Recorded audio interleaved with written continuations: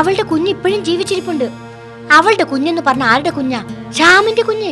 ഇനി എത്ര നാൾ ഇവിടെ വന്നിരിക്കാനും അസ്ഥിത്തറയിൽ തിരിവയ്ക്കാനും കഴിയുന്ന ഈ ഓർമ്മകളിൽ നിന്നൊക്കെ രക്ഷപ്പെടാൻ കഴിയുമെങ്കിൽ അതൊരു വലിയ ആശ്വാസമല്ലേ? ശ്യാമേട്ടന്റെ കുഞ്ഞ് ഇപ്പോഴും ജീവിച്ചിരിപ്പില്ലേ? ഇല്ല ശ്യാമേട്ടാ. ശരിയായിരിക്കാം, പക്ഷേ എനിക്കിപ്പോ ഇങ്ങനെയൊക്കെ മാത്രമേ ആലോചിക്കാൻ കഴിയൂ. അതെന്റെ അനുഭവങ്ങൾ കൊണ്ടാ. എന്താ വേണ്ടതെന്ന് എനിക്കറിയാം. എല്ലാം ഞാൻ വളരെ വ്യക്തമായി തീരുമാനിച്ചുറപ്പിച്ചിട്ടുമുണ്ട്.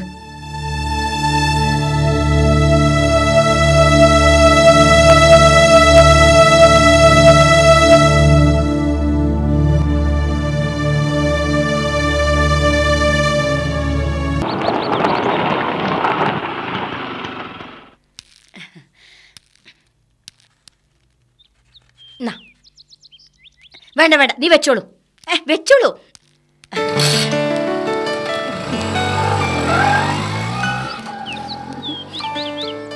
താമസിക്കുമെന്ന് പറഞ്ഞു പോയിട്ട് ഇതെന്താ പെട്ടെന്ന്?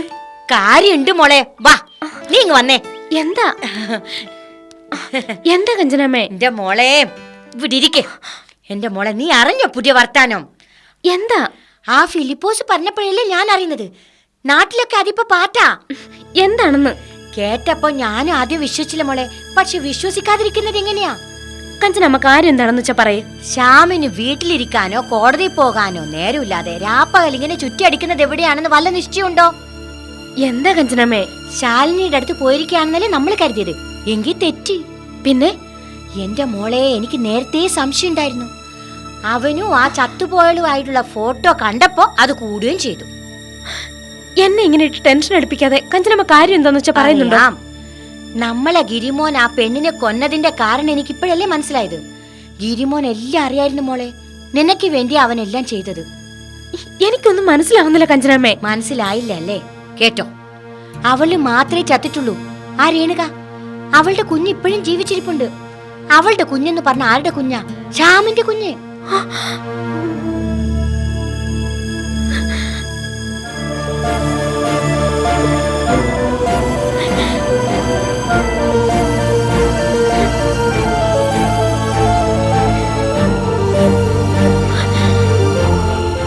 കഞ്ചനാമ്മ പറയുന്നത് സത്യമോളെ, പച്ച പകൽ പോലെ സത്യം.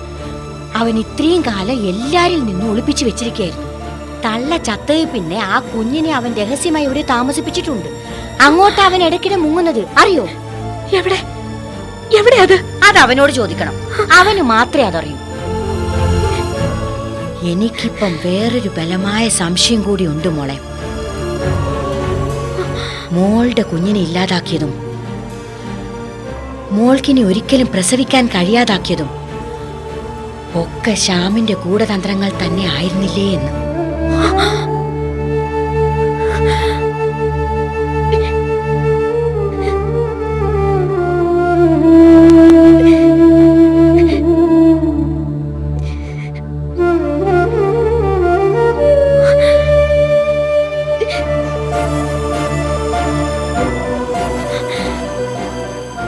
അങ്ങനെയാണെങ്കിലല്ലേ കാമുകിനുണ്ടായ സ്വന്തം കുഞ്ഞിനെ വളർത്താൻ കഴിയൂ. ശാലിനിയുടെ ജീവിതം സുരക്ഷിതമാകും. ആരും ഒന്നും സംശയിക്കയില്ല. വക്കീലിന്റെ കൂർമ്മ ബുദ്ധിയെ.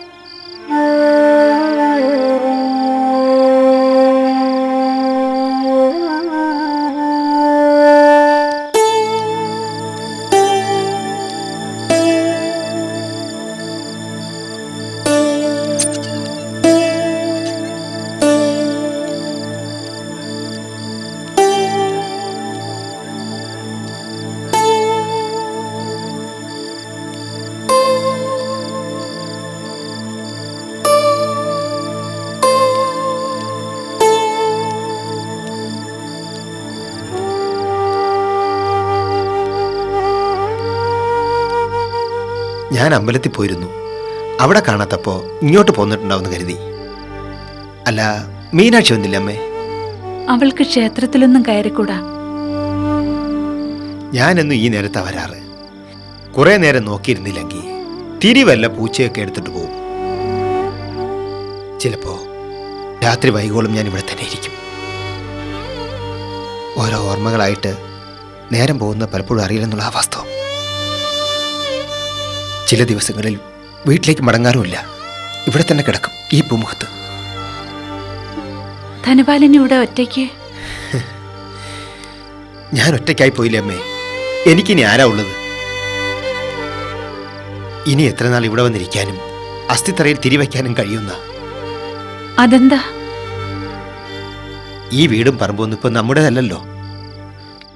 ഇതിന്റെ അവകാശികൾക്ക് ഇതൊന്നും ഇഷ്ടമല്ലെങ്കിലോ? ഇതിപ്പോ താലോലത്തിന്റെ അല്ലേ? ഞാനൊരു കാര്യം പറയട്ടെ അമ്മേ. എന്താ?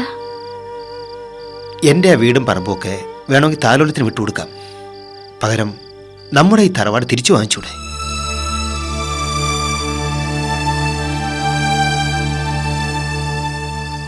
മരിക്കുന്നതുവരെ എൻ്റെ രാധികയുടെ ഓർമ്മകൾ ഉറങ്ങുന്ന ഈ മണ്ണിൽ കഴിയണമെന്ന എൻ്റെ ആഗ്രഹം. ഞാൻ നേരത്തെ അമ്മയോട് പറഞ്ഞതുപോലെ അമ്മയ്ക്കും മീനാക്ഷിക്കും മുത്തുനും ഒക്കെ ഇവിടെ വന്ന് താമസിക്കാവാമല്ലോ.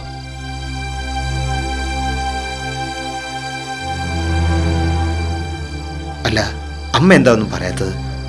അത് ഞാൻ അമ്മയ്ക്ക് ഇഷ്ടമല്ലെങ്കിൽ വേണ്ട, ഞാൻ പറഞ്ഞെന്നേ ഉള്ളൂ. അതല്ല ധനപാല, എന്റെ കാര്യം ഞാൻ ചിലത് തീരുമാനിച്ചിട്ടുണ്ട്. ഒരു തീർത്ഥയാത്ര പോയാലൊന്ന് ആലോചിക്കുക. ഞാൻ മനസ്സിനൊരു സമാധാനമില്ല. അങ്ങനെയെങ്കിലും ഈ ഓർമ്മകളിൽ നിന്നൊക്കെ രക്ഷപ്പെടാൻ കഴിയുമെങ്കിൽ അതൊരു വലിയ ആശ്വാസമല്ലേ? അല്ല, ഈ തീർത്ഥയാത്ര എന്നൊക്കെ പറഞ്ഞ കുറെ പുണ്യസ്ഥലങ്ങളൊക്കെ സന്ദർശിക്കണമെന്നൊരാശ. എന്റെ മക്കളുടെ ആത്മശാന്തിക്ക് വേണ്ടി ഗംഗയിലൊരു ബലി, അത്രയൊക്കെ ഞാൻ ചിന്തിച്ചിട്ടുള്ളൂ. അങ്ങനെയാണെങ്കിൽ നമുക്കെല്ലാവർക്കും കൂടി ഒരുമിച്ച് പോകാമല്ലോ. മുത്തുവിനെയും മീനാക്ഷിയും ഒക്കെ കൂട്ടാം. അങ്ങനെയൊരു യാത്രയല്ല ഞാൻ ഉദ്ദേശിക്കുന്നത്. ഒറ്റയ്ക്ക് പോകാനാ.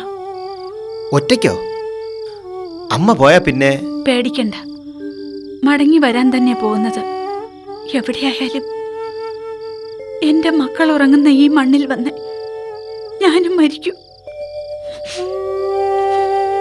അമ്മ ശരിക്കും തീരുമാനിച്ചോ? ഒന്നുകൂടി ഒന്ന് ആലോചിച്ചിട്ട്?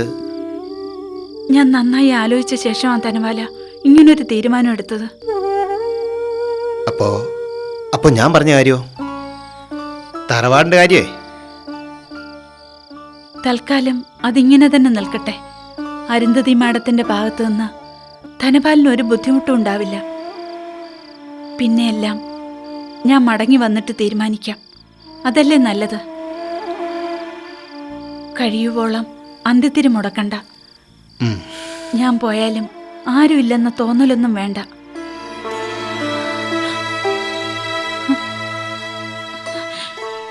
ഈ കുട്ടികൾ എന്റെ കുട്ടികളാ. ഇവരുടെ കാര്യത്തിൽ ധനപാലന്റെ ഒരു നോട്ടം കൂടി ഉണ്ടാവണം. എന്നാ ഞങ്ങൾ ഇറങ്ങട്ടെ ധനപാല? ഞാൻ കൊണ്ടുവന്നാക്കാമേ? വേണ്ട, ഒരു ഓട്ടോ പിടിച്ച് പോകാനുള്ള ദൂരമല്ലേ ഉള്ളൂ.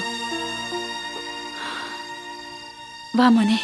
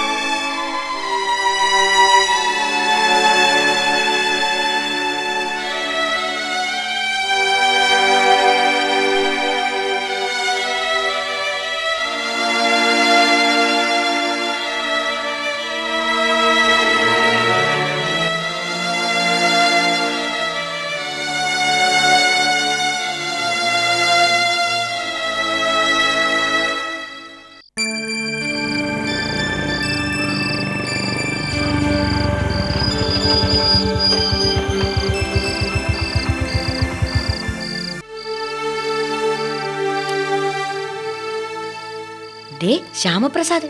അവൻ വന്നു. ഒഴിഞ്ഞു മാറാനും ഉരുണ്ട് കളിക്കാനും ഒക്കെ നോക്കും, പക്ഷെ വിട്ടുകൊടുക്കരുത്. കംപ്ലീറ്റ് രഹസ്യങ്ങളും പിടിച്ചോളണം. എന്നെ കാണണ്ട, ഞാൻ ഒളിച്ചെന്നോളാം. ആ.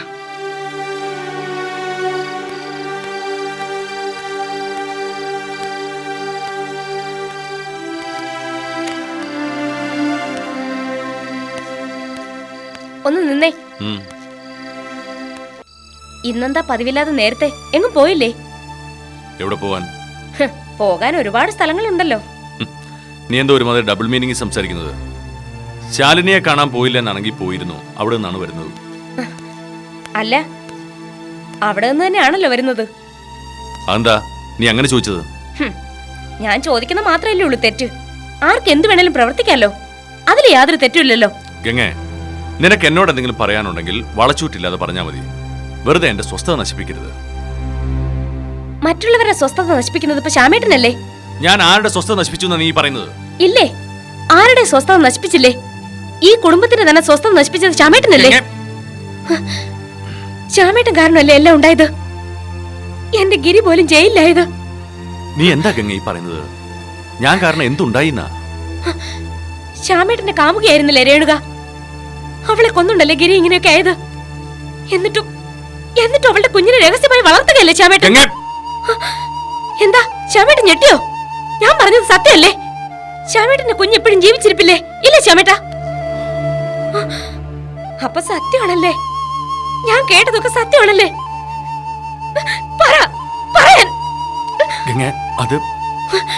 എനിക്കറിയാം. ശ്യാമേട്ടൻ എന്നെ ചതിക്കായിരുന്നു.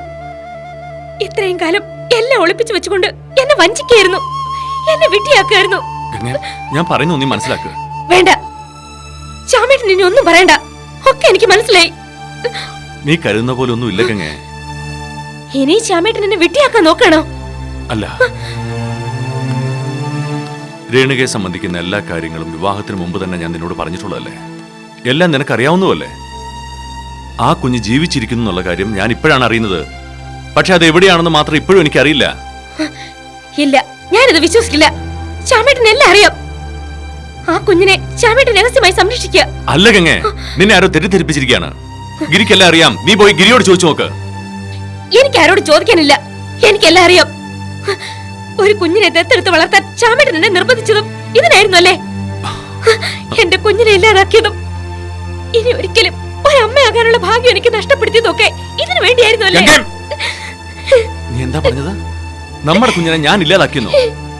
അമ്മയാകാനുള്ള നിന്റെ ഭാഗ്യം ഞാൻ നശിപ്പിച്ചുന്നോ? നിനക്ക് എങ്ങനെ പറയാൻ കഴിയുന്നു ഗംഗ ഇത്? എന്താ ശരിയല്ലേ?